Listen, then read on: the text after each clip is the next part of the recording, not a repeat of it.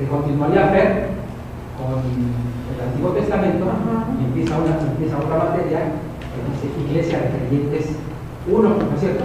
Sí. Entonces, Yo creí ahorita que vamos a habían empezar. cambiado. Iglesia de Creyentes 1. Entonces, por ese lado. Por el otro, pues qué bueno que se esforzaron todos, hicieron su trabajo, ¿no? Estuvo trabajoso, ¿no es cierto? ¿Verdad? Pero seguramente ustedes mismos se percataron, ustedes mismas se percataron de que, en efecto, si uno trabaja un tema, si uno elige un tema y lo va estudiando, desarrollando, tiene uno materia para hacer un trabajo como quisieron, ¿no? Por eso creo que es bueno tomar una disciplina que yo aprendí hace algunos años de algún hermano, donde al principio del año o al final del año se decide que en el próximo año uno va a estudiar ciertos temas o ciertas partes de la Biblia más a profundidad. Decir, a ver, todo este año yo voy a estudiar el Pentateuco. Y entonces, aparte de lo que tengan que leer, de que tengan que estudiar de la Biblia, para preparar los sermones, las clases, lo que sea, el Pentateuco es algo que siempre está presente. O también temáticamente, por ejemplo, las mujeres en la Biblia. Es una manera de estudiar la Biblia. Y hay material sobre eso. Y a ver, entonces, dice, bueno, en la Biblia se mencionan no sé cuántos cientos de mujeres, y en estas circunstancias, y en estas otras. Entonces es bueno que uno periódicamente esté estudiando temas a profundidad, porque eso nos permite, con el tiempo, tener un caudal de tópicos, de temas que conocemos, que podemos compartir, que podemos desarrollar, que podemos compartir casos como estos que necesitan esta vez de seguir algún pequeño trabajo, ¿no? Porque a veces, por no ser sistemáticos en nuestro estudio, pues andamos de aquí por allá, pero no profundizamos en algunos de los temas realmente de una forma que deberíamos de hacer. Ustedes se dieron cuenta, por ejemplo, al hacer el trabajo, cuánto hay sobre ese tema, sobre ese libro que escogieron de la Biblia, o sobre esa sección, que dicen, oye, esto es increíble, ¿no? Yo no sabía que hubiera tanto. Y se han dado cuenta que en efecto existen esas herramientas, algunas de ellas son más o menos fáciles de conseguir, otras no tantas, algunas son muy caras, pero hay todo un caudal de materiales que nos pueden servir para preparar nuestros trabajos, los trabajos que ustedes preparan.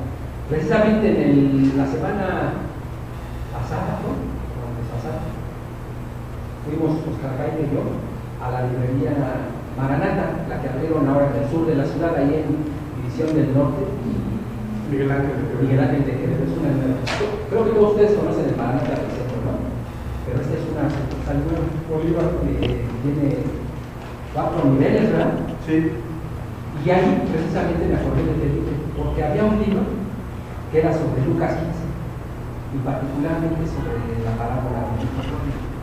Pero dice el libro, está escrito por un especialista que fue muchos años misionero en aquella parte del Medio Oriente y hace una explicación cultural de todos los elementos que aparecen en Lucas 15 para comprender mejor. Dice que es la parábola del hijo pródigo visto por los ojos de un campesino del Medio Oriente, porque hay muchos elementos ahí que a nosotros no nos dicen mucho, no nos son relevantes, porque simplemente se hace referencia a modos, formas culturales, valores culturales que no son los nuestros. Eso no, me imagino que lo dice ahí, pero yo lo leí hace tiempo. ¿Recuerdan ustedes cómo está casi terminando la parábola cuando dice que el padre ve venir al hijo, o ve venir a la distancia, ¿no es cierto? ¿Y qué hace el padre? Echa a correr. Se echa a correr por su hijo. Bueno, uno pasa por ahí, lee esa parte y dice, el padre lo quería mucho, corrió y demás. Pero hay un elemento de la cultura del Medio Oriente que está presente hasta hoy, que no entendemos, que si no comprendemos bien, no vemos todas las barreras culturales que este padre venció para ir a al encuentro de su hijo. Una, primero, el hijo lo había ofendido gravemente, porque le pide que le reparta la herencia. Las herencias se reparten aquí y en cualquier lado cuando la persona las comienza. Entonces el hijo le está diciendo al padre, pues para mí ya estás muerto. Esto era una ofensa gravísima en la época de los clanes familiares, son muy importantes. Ofender a la cabeza de familia es prácticamente una pena de muerte, ¿no? En algunos lugares. No obstante eso, el padre, ¿qué hace? Lo podría haber dicho: estás loco tú. No solamente no te reparto la herencia, sino nunca te la voy a repartir y voy a dejar dicho que a ti no te toque nada y vete de aquí, ¿no? Hubiera hecho eso. Y las pautas culturales de entonces habían dicho: hizo lo debido. Pero en este punto, donde dice que el padre corre, da el encuentro de su hijo, el padre rompe un principio cultural del Medio Oriente, de esa época de Palestina, donde un anciano, donde un padre, una persona de edad no corre, porque era deshonroso. Era deshonroso para él exponerse al ridículo y además de ir al encuentro de quien lo ofende. Pero el padre no toma en cuenta todo eso. Rompe estas barreras y va y abraza a su hijo. Entonces, ¿qué quiere decir eso? Entre otras cosas, que el amor es capaz y debe romper cualquier barrera cultural. En esa parábola están dichas muchas cosas que nosotros, por no tener la misma formación sociocultural de quienes la vivieron o quienes la escucharon, no comprendemos todo lo que ellos estaban construyendo. Cuando Jesús iba diciendo las distintas cosas en la parábola, me imagino al auditorio pues así como que sorprendido, porque el único que se comporta de acuerdo a sus pautas culturales, ¿quién es? Ahí, el hijo mayor. Porque es el que dice exageradamente, porque obviamente quizá no era así como él decía que el padre nunca le había dado nada para sacar los amigos y demás. Pero él es el que está bien, ¿no? Él es el que se comporta de acuerdo a las normas, no está haciendo nada malo.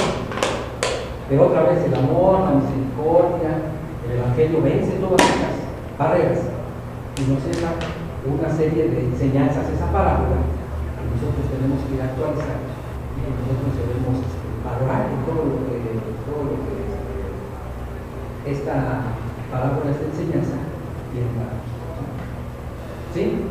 Yo encuentro en esta expresión respecto al permanente tipo mayor que también cae en el pecado y en este caso la romanización. Es posible, ¿no? Que te ha quitado todo lo que le ibas a agregar, todavía no previsto esto. Cuando a lo mejor el momento de los reclamos era después, ¿no? Sí. En ese primer momento era al que ya estaba perdido, al que ya no se sabía de él, que a lo mejor ya se daba por muerto.